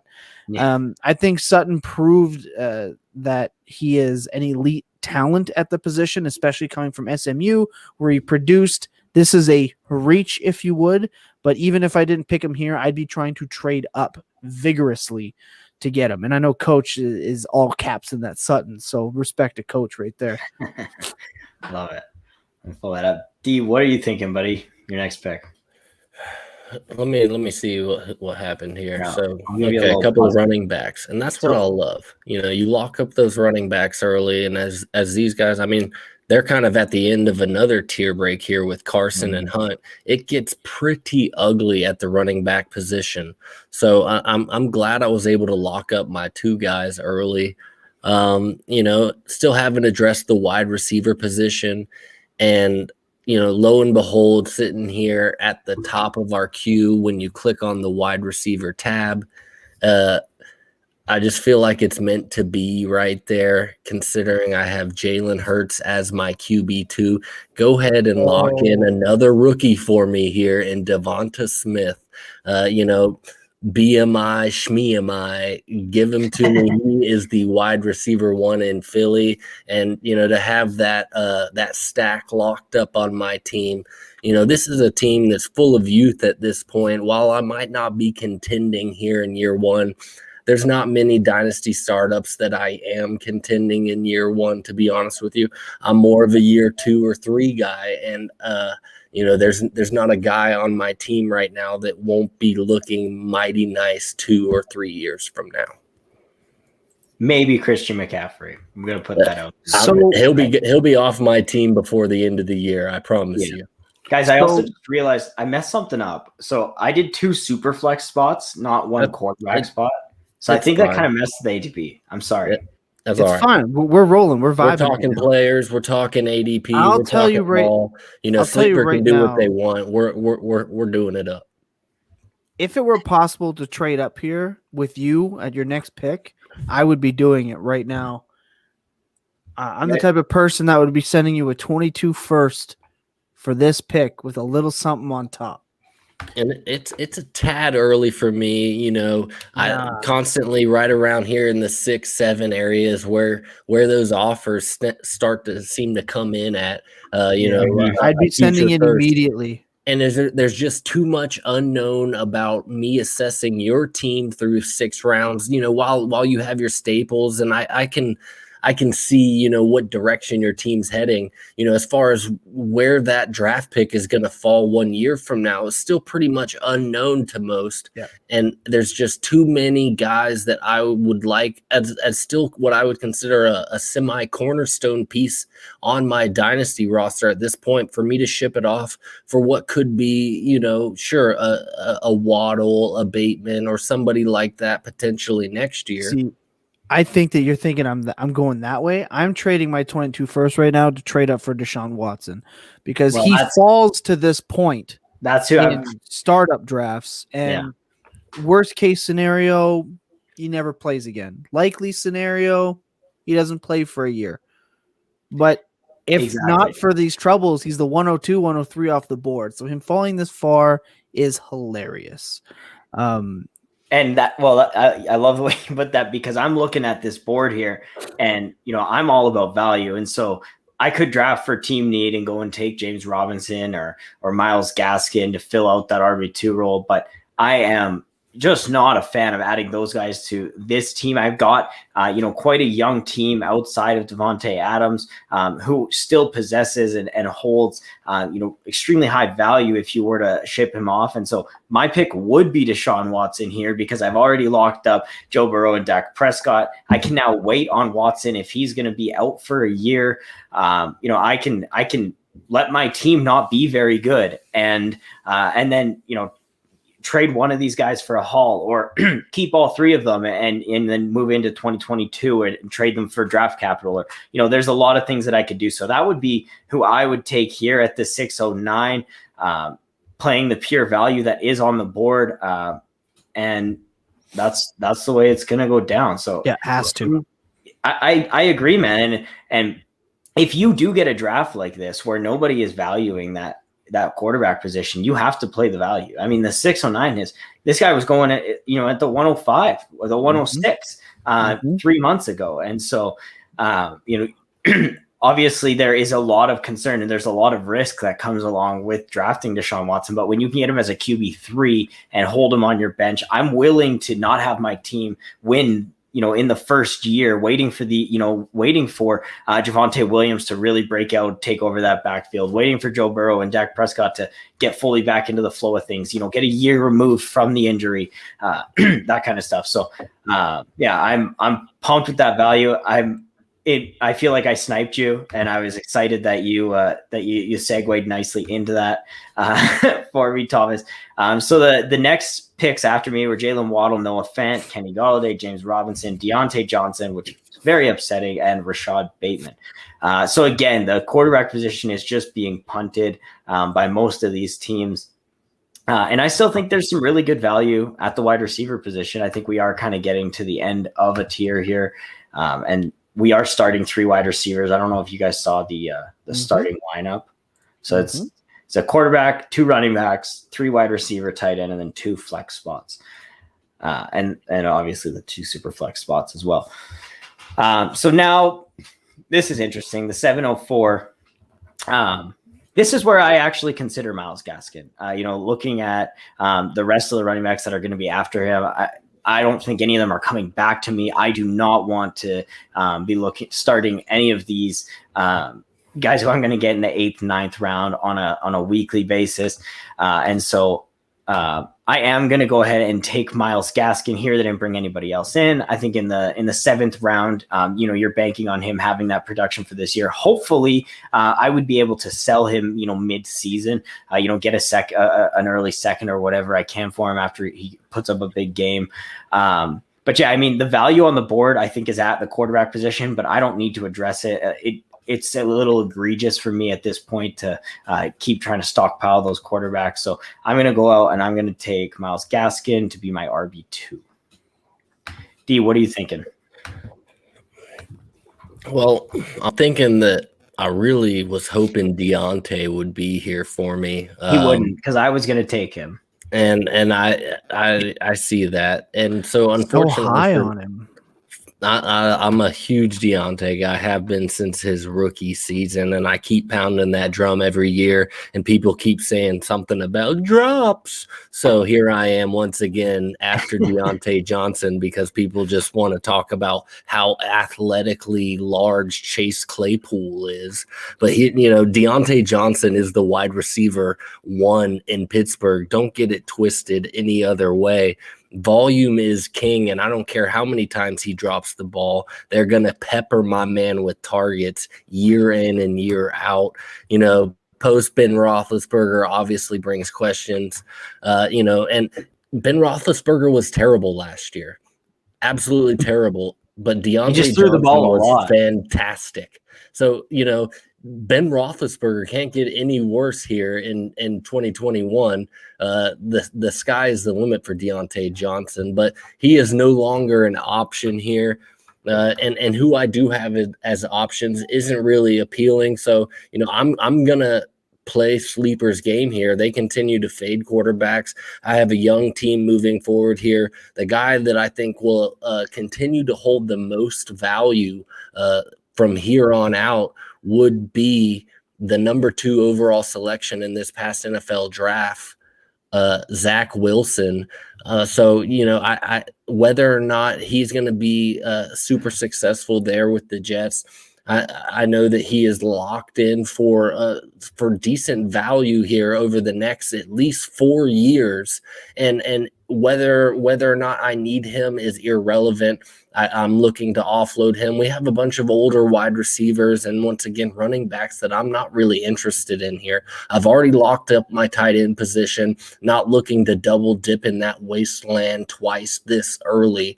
So, I'm playing the board here. Give me my third quarterback. If the Bears decide to be dumb and start Andy Dalton for the first 6 weeks, I have Zach Wilson locked in here. So with my roster, revolving around youth and value, I have no problem taking Zach Wilson. While he is my QB4 in this draft class, so I am not high on him by any means, I recognize the value here in the 7th round, and I'll take my QB3.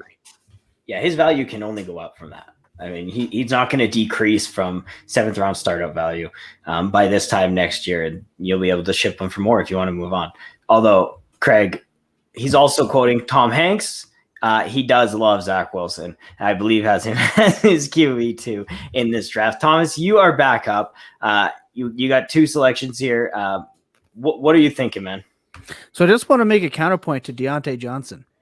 The Pittsburgh Steelers last year did not throw to the running back as much as they normally do. Bringing in Harris, who has receiving chops, is going to eat away at that. They also retained Juju. As we talked about on the Full Tilt Dynasty podcast, which will be out tomorrow, today, the value between the Jets wide receiving options and the Steelers wide receiving options should be a lot closer than you would think. The volume of like 600 some pass attempts aren't going to be there if they want to run the rock. 30, 25 touches a game for Najee. You're going to pull away some targets. Claypool should expand. Again, they retained Juju. They drafted Fairmuth, which I'm not a fan of, but I think the targets are going to be harder to come by. So something to keep in mind that the Jets wide receiving options and the Steelers wide receiving options will mirror each other more than you might think. Just something to think about. As I'm looking at this spot in the draft right now, I want to lock up a player. They're projecting him for 4 receiving touchdowns. With Matthew Stafford at quarterback, there's no way that happens. I'm locking in Bobby Trees here very quickly. He has wide receiver 2 to wide receiver 1 upside every season, and now you're giving him Matthew Stafford. Woods could arguably be the next best receiver he's ever played with, outside of Calvin, obviously. So for me, I'm locking in Bobby Trees. And then, as much as I'm sitting here trashing the quarterback pool, I'm going to lock in his counterpart here, Matthew Stafford, as my second quarterback. Now, you might say, oh, he wouldn't be there. I've actually traded up to get a Tannehill Stafford stack at the 7-8 turn. So That's those ridiculous players do. It does. I know we talked about it briefly, but it has come up multiple times. So I'm going to lock in Stafford here, lock in Bobby Trees. I don't care about a 3-year win window. I just want the best value, and that's what I see there. Love it. Well, my guy just got sniped, which I wanted Dallas Goedert here. D, you're back up. Sermon. Okay. I should have just taken him there. Yeah, early. Yeah, no, I was. I don't hate it, though. I had Sermon kind of queued up here for a potential pick just to kind of address my post CMC era. I do think Sermon is the future for the running back room there in San Fran. While you might have to be patient, to see it come to fruition more as far as a true asset to your dynasty team might be a year away from now. But at this point, it's funny just looking at all the quarterbacks available here. Ryan Tannehill, hashtag discount Josh Allen, still on the board. Baker Mayfield, while he's not typically a target of mine, you're not going to see him in the 8th round. But I've already got my QB3. So for mock's sake here, I'm really kind of looking back at the wide receiver position here. OBJ is at the top of the queue here, and not really looking to invest him with what I have going on here as far as my dynasty roster goes. Deebo Samuel would be another option. Michael Pittman, Tyler Boyd, Rondale Moore, Elijah Moore. These are all kind of the options that I'm looking at here. And, I think I'm going to go Deebo Samuel. I am a big Deebo Samuel guy. While he has been hurt and has those concerns, he's had plenty of time to get healthy at this point. Brandon Ayuk went, how high did he go? Appropriately.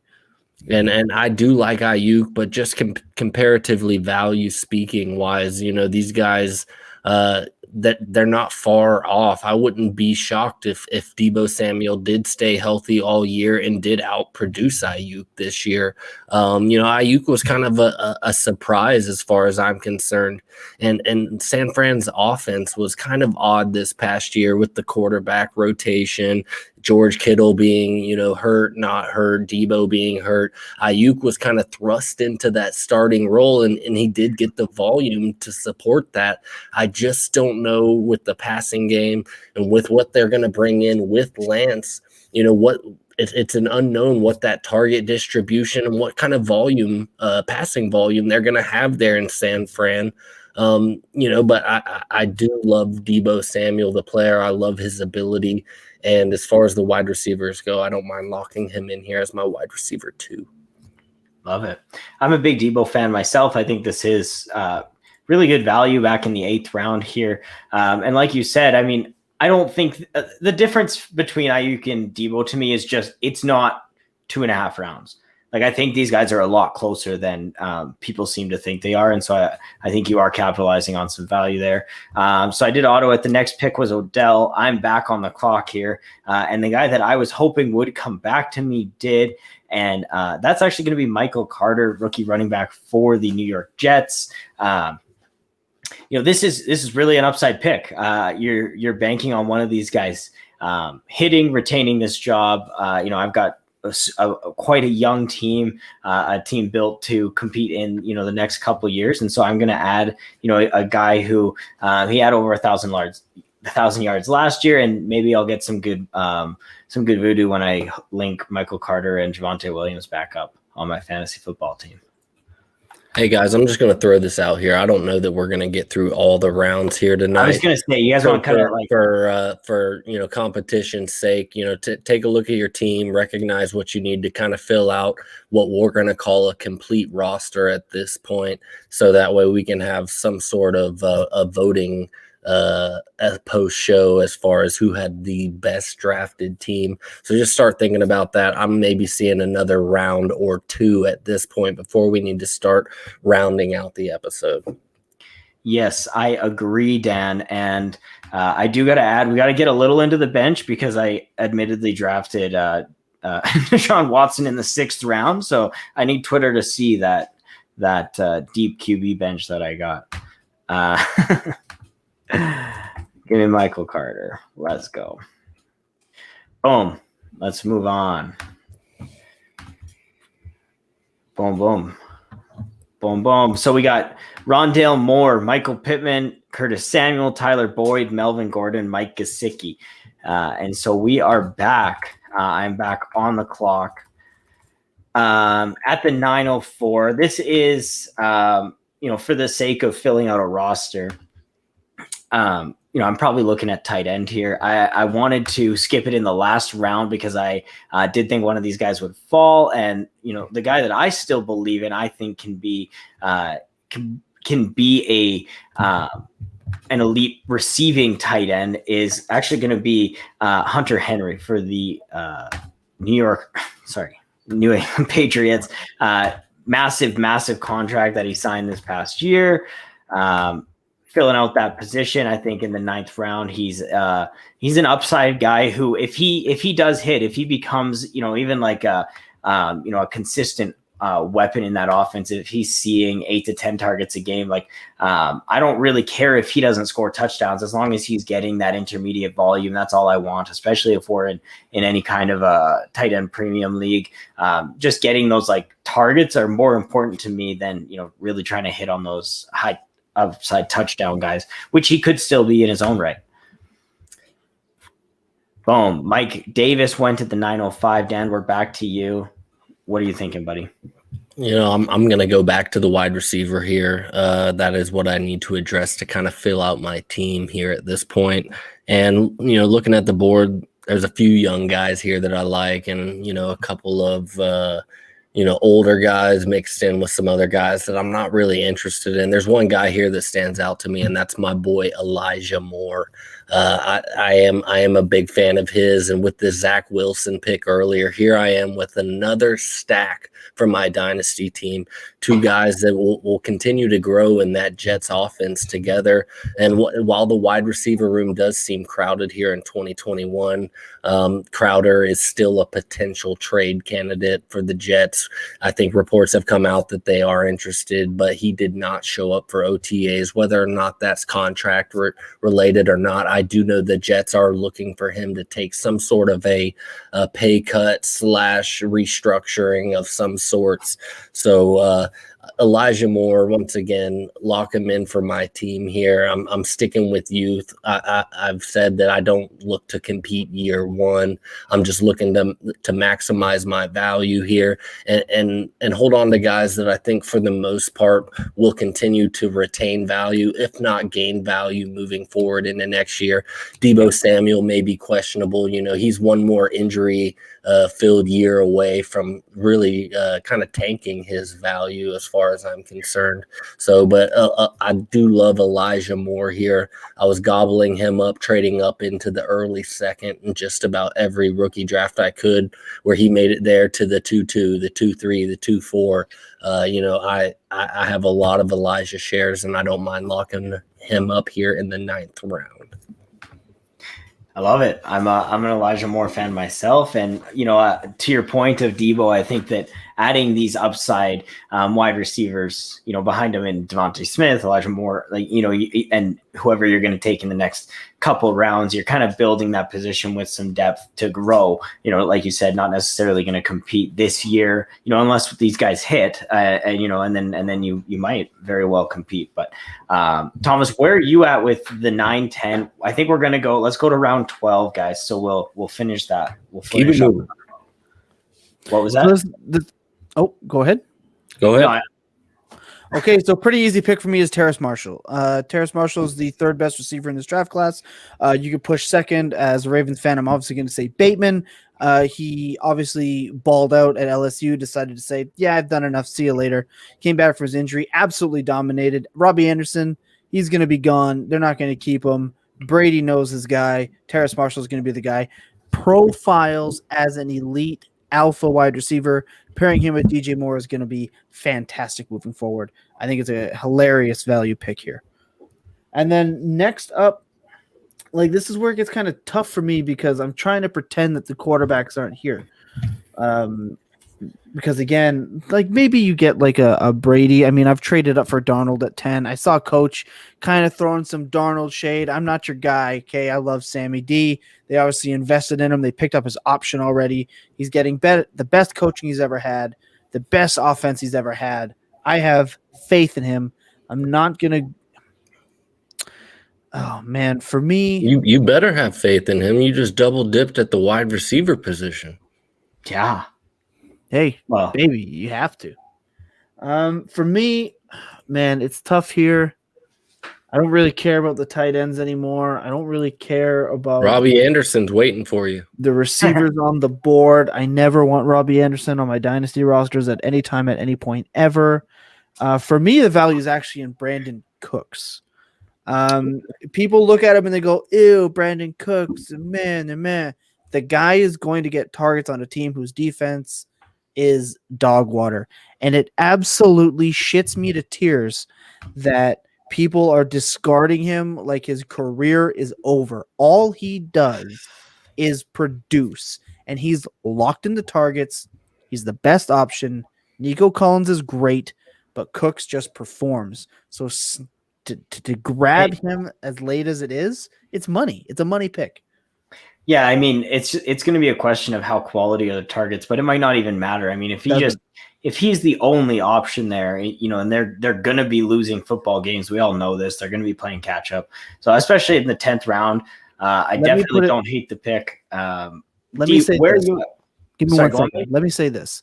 Deontay Johnson went where? The 7th round, 7.2, something of that nature, if I'm not mistaken. 7.2, bang on. So are we going to say that his targets are going to be any better quality than Brandon Cooks's if his ADOT is going to be where it is on a quarterback on a decline, but is going to throw the ball 600 times? I don't care who's throwing in the ball 600 times. I do. I care about that guy who's going to get the 120 targets as long as he catches, 80 of them, has his usual 75 for 1,005 in the 10th round. I would rather wait 3 rounds and grab Cooks than spend up 3 rounds and grab Johnson, because again, their quality of targets are going to be a lot closer than you might think. I think youth is also on Deontay's side in this conversation. I mean, so if you look at Deontay Johnson, who is 24. Yeah, 24. He will be 25 if I'm not mistaken. Brandon Cooks is only 27. So the gap isn't big enough for me to jump 3 rounds. It's fair enough. And in the 10th round, I mean, it is a Mills might be trash, but Tyrod Taylor did produce for Sammy the Man Watkins. Remember that. That was a punctured lung ago.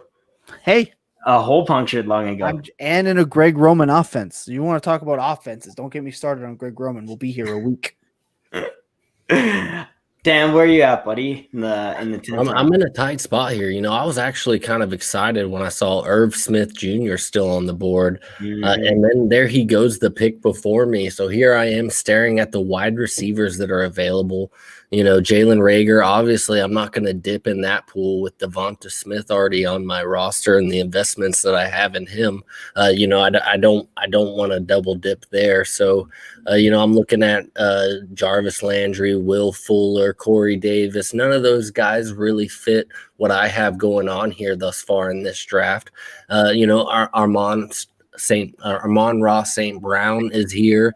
And as much as everybody thinks he's walking into a wide receiver 1 role there in Detroit, we don't really know what's going on. Sure, there's lots of volume and targets to be had in Detroit, but all in all, it's not a great team. And I've also got a Hawkinson, who I'm expecting to be, basically the main target there outside of Swift and Hawkinson. So it's not pretty at this point. Obviously, once again, quarterbacks are there on the board, and it seems ridiculous. So I'm not going to go back down that road because I have my QB3 already. But I would not shy away from taking a quarterback at this point in a super flex draft. I'll leave the draft with 6 or 7 of them if that's what the board keeps giving me.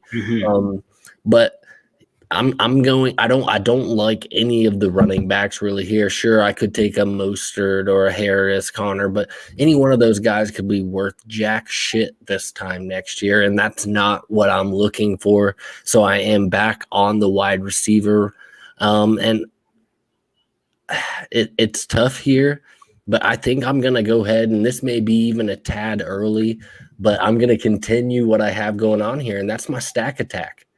Okay. While Allen Robinson did not fall to me like I was hoping he would, he got sniped a few picks before me. Here is Mooney staring me in the face. I am a Mooney supporter. I do like what I've seen. Justin Fields is on my team. While I do like Allen Robinson, 27 years old, I think he's, this could be his last year in Chicago as far as we know. Mooney could be stepping into a great opportunity come this time next year. And I'm going to go ahead and lock him in here for my wide receiver 3. Boom. Locked in. And moving on, the next player picked was Damian Harris, and I am back on the clock. I too That would have think been my next pick right there. Damian Harris. Yep. Yeah, I was thinking about him at the 10:09 here, and I was actually debating between him.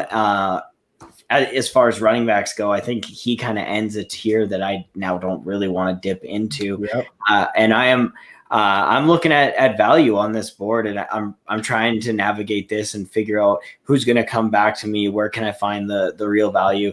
And you know what I'm really thinking is I'm going to go ahead and draft myself some Will Fuller in the back of the 10th round. He was Billy Needles. Pardon? Billy Needles. Billy Needles. Yeah, and I mean this is. I mean, I have all injury team 2020. like what is this? Will Fuller, Joe Burrow, Dak Prescott. Hey, we're a pro Will Fuller on a podcast, so I'm in on this pick. But honestly, I mean, at this point of the draft, like this is just it's pure upside. If my team's not competing and Will Fuller has come out and if he's even given if we're in week 10 and he's given 5 wide receiver 1 weeks, people are going to be paying up for him, and those wide receiver weeks are going to be big. So I'm going to draft the guy who I think possesses the most upside here, and is going to be able to give me the most upside on my team. So and that's Will Fuller. Let's wrap back around. So the next few picks were Kirk Cousins, Tom Brady, Mac Jones, Raheem Mostert, Corey Davis, James Conner, and now it's back to me again. Now I might be taking a page out of Dan's book here. I'm looking at wide receiver again myself. I could stack Michael Gallup with my boy Dak Prescott. I could also go and attack Amon-Ra St. Brown at this point, who I do like. Would love to add him as a wide receiver 4, somebody who can develop on my team. And then I'm also looking at some of these other, running backs or tight ends, right? Kenny Gainwell, who can be a receiving weapon. I think that he, bumps out into the slot, and we see a lot of receiving work for him. And they give Miles Sanders the bulk of the carries. So, looking at team build. I've got 3 running backs here. I've got the 3 quarterbacks, the 3 wide receivers, and 1 tight end. So basically, I'm looking at who am I going to put in my flex spot here? Who's going to be, one of those last key additions? Do I want an upside guy, or do I want somebody who's going to produce on a week-to-week basis? I am going to go ahead, and this might be a little bit of a reach, but at this point, I think he for me is the right pick, and I'm going to go ahead and take Amon-Ra St. Brown as a player that I do like, and I think if he takes advantage of this opportunity, like he's going to be the wide receiver one. I mean, I still think TJ Hawkinson could see 100+ targets, and Amon-Ra St. Brown can be fantasy relevant. I don't think it's impossible for that to happen, with incorporating DeAndre Swift and even Jamal Williams, because outside of that, like, all they have is, some field stretchers, some veteran field stretchers that they've brought in. So that's the pick I'm going with. B, we're back to you. Where are you at with your last couple picks here? Well, at this point, wide receiver was kind of the position that I pushed off. Here I am the last 3 rounds. That's the direction that I've gone. I think I'm going to continue to bang that drum. Not many running backs that I like here. Tight end, I'm not trying to roster more than I have to. So I'm going to continue to build out what is probably my weakest position of my team, being wide receiver, and also the position that tends to hold value pretty well year in and year out. And as I've mentioned, that's kind of been a theme that I have been looking for, a strategy, if you will, that I've kind of fallen into based off of how the draft has presented itself to me. So I'm staring at these wide receivers. Rager is still there, and had I not landed Smith, I might be willing to take the blow here and lock up Rager, especially with Hurts as my quarterback. But once again, I'm going to kind of hedge myself a little bit here, not put, Devonte Smith, if he's as great as I hope he's going to be, Rager's probably kind of going to have some capped upside. So I'm actually going to kind of, like Jules mentioned, maybe even take a little bit of a reach here. And it's more about the offense that I'm buying into with the Dallas Cowboys. Love Dak Prescott, love everything about that Dallas offense. And as Thomas mentioned, their defense has a lot of holes. I'm expecting Dallas to be a top 3 offense here this upcoming year with Dak Prescott back and fully healthy. So give me Michael Gallup here as my wide receiver 4 or 5, whatever it is at this point.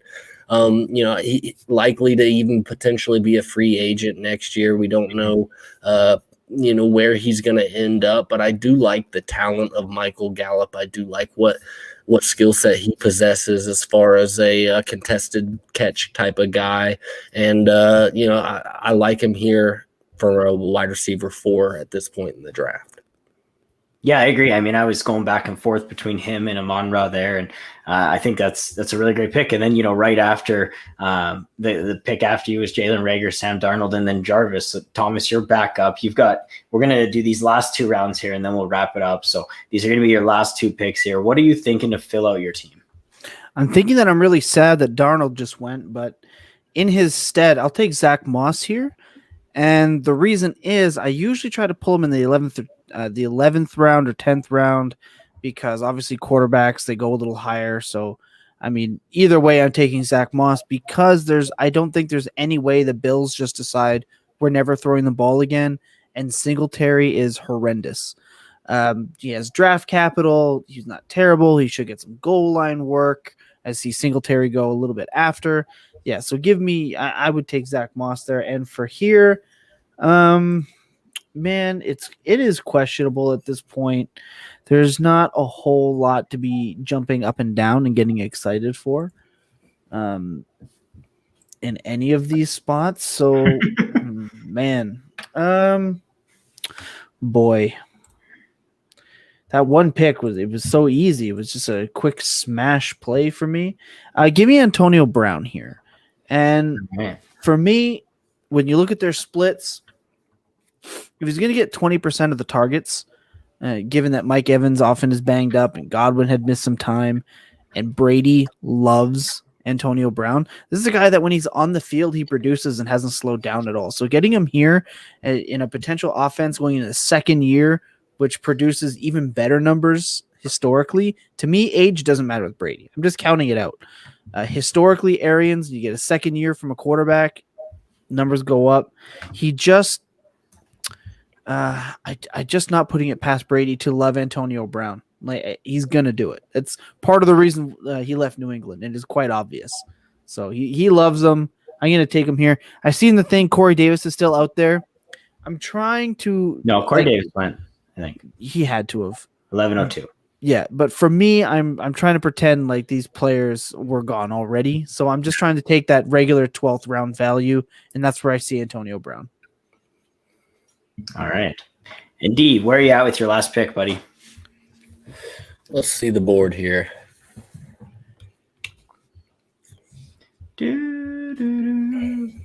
Are you looking at me or are you looking on your phone? I'm doing both now. I was waiting on you, but you were going slow, so now I'm looking at my phone. It's like a double-double. You know, it's an interesting part of the draft here. You know, my starters are filled, so I am kind of getting some of that depth option at this point. I even have a I think I'm gonna do a little bit of a reach here, and it's kind of continuing on with my theme of kind of building for the future. And I'm gonna take my second tight end here. You know, and as part of me wants to go with Jonnu right here because I was banging the drum hard for Jonnu last year, and you know, while at times it looked good, he kind of missed a few games here and there, and wasn't really as consistent as you would like to see. With the double dipping of New England with the tight ends, you know, while I'm excited to see that pan out, I don't know that I want to invest it as far as the tight end 1B or tight end 2 there in New England. I'm just not sure about that offense and how it's going to shake out moving forward. I'm going to dig a little bit deeper at the tight end position. I'm going to go with Cole Kmet. This is a prospect that I did like last year, and while you know, the Bears paid a lot of money to Jimmy Graham to come in and be their tight end 1 for this past year, and you know, he did what was asked of him. You know, we did see some flash out of Cole Kmet this past year. I do think he's poised, especially with the quarterback situation, whom once again I do have on my roster, and Justin Fields. You know, I think Cole Kmet's upside just got a lot higher this past April, and I'm willing to kind of take a chance on him here with the tight end run, get my tight end 2 here, and move forward. Yeah, I like it. I was actually kind of going back and forth. Am I going to take Cole Kmet or am I going to take Jonnu Smith? And they went the 2 picks before me. So you can revel in your sniping ability, Dan. So now I'm looking. I'm thinking BPA here. This is you know, really who's going to have more value next year at this time that is on the board. And you know, there's a couple guys that do stand out to me. I like Kenneth Gainwell here as my RB4. Like I said, a guy who I think can get bumped out into the slot, and we might not see consistent running back production out of him, but I think is a guy who can have some really big games if he can get involved in the passing game. And again, I think the Eagles are going to be a team that is coming back, you know, is trying to keep up in a lot of games, and you know, and is going to be, doesn't have a whole lot of receiving weapons out. You know, obviously they attacked that this draft, but so I'm going to go ahead and take you know, who is my RB4 in this class, Kenny Gainwell at the 1209. Interesting. Boom. And honestly, I mean, looking at the board, the value is at the quarterback position. That's really like, you know, I would be stacking one of these guys, Goff or Fitzpatrick, or even Derek Carr, Jameis Winston. Like, these are all guys who, you know, even Jordan Love. Like, if Aaron Rodgers is gone and he steps into great lottery ticket. You know, it's a lottery ticket for sure. So for the, like, in a normal draft, I would probably be going ahead and doing that. But because of, you know, for the sake of this, I've already drafted 3 quarterbacks. You know, it doesn't really make a whole lot of sense for me to go and grab a 4th when we're doing just a mock draft like this.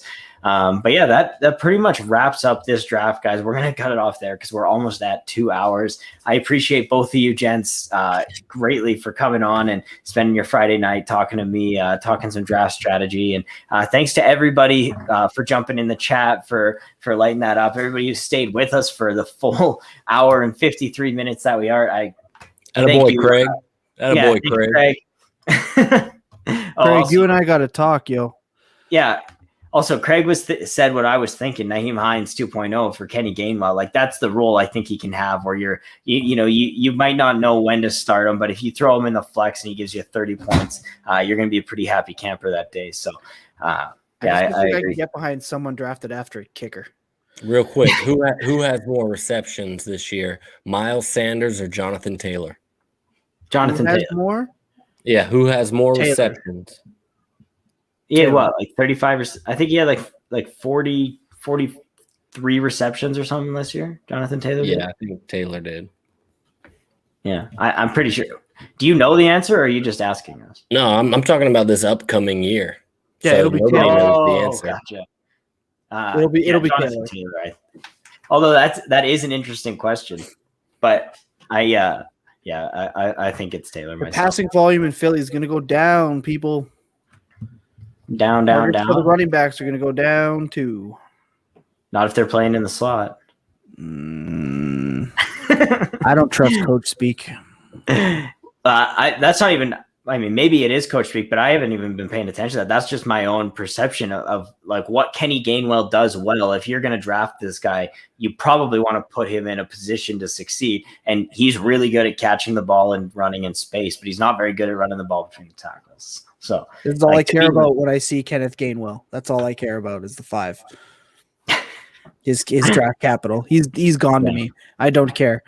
He's just not someone that is even on my radar. Yeah. See, and that's the coach speak right there. Rieger in the slot. Yeah. That's not happening.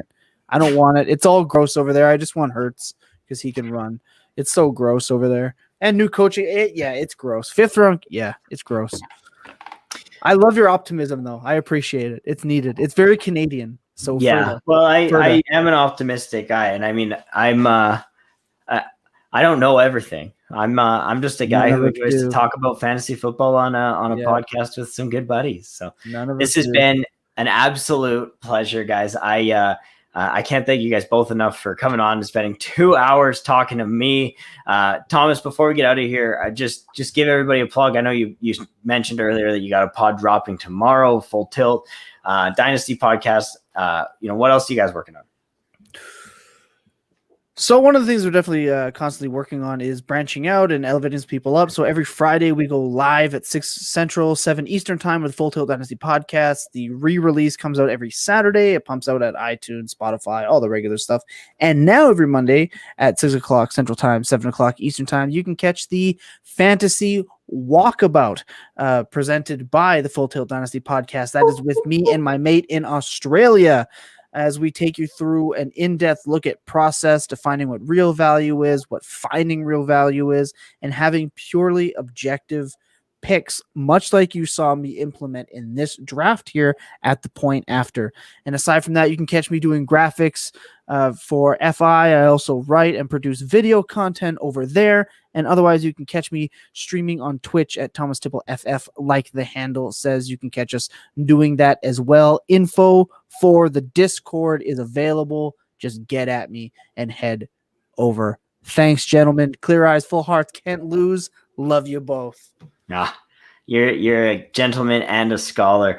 And Dan, before we get out of here, buddy, I just want to personally thank you for spending your Friday night with me. This is a pleasure as always. Is there anything you wanted to throw out there before we get out of here? First, I just want to say thank you to Thomas for coming on here with us tonight. You were an absolute pleasure, and to get a firsthand view at some of your dynasty strategy was beautiful. I hope that we can maybe get into a league. So if you're feeling 36 or 37 anytime here in the near future, send the invite up there. DM and let's make it happen. I really did enjoy it. Make sure you guys check out Sons of Dynasty. That's at Dynasty Sons. And me at Dan Brown NFL. Jules, we have a blast every time, man, and this time did not disappoint. So please subscribe to the TNFF network on YouTube and make sure you follow all of the content coming out all year long at TrueNorthFFB.com. Yes, we have quite the plethora of pods that are constantly coming out. They're going to be dropping, and you guys, you at Sons of Dynasty, Dan, have a new pod dropping this season. So we can get into that. Maybe we'll talk about that a little bit on the next show. Kind of what you guys are going to be diving into. We can get into that. But yeah, I will see you in 2 weeks, Dan. And that'll be our last show before the Brighter Skies Podathon, which before we get out of here, if you guys don't know about Brighter Skies, go check it out on Twitter at Brighter Skies FF. We're hosting a 16-team best ball league. It's raffle entry to get in. You got another, I think it's like 10 days to get yourself entered. And then we're going to be doing the Podathon in 2 weeks, or in 3 weeks from now. So I'm super excited. It's sneaking up on us here. I'm getting really pumped about it. So definitely go check it out on Twitter at Brighter Skies FF, and check out both these gentlemen on Twitter at the handles that they both just mentioned. Thank you guys for coming on. This has been a pleasure. I'm going to click the button. We're all going to go to bed. Have a good night.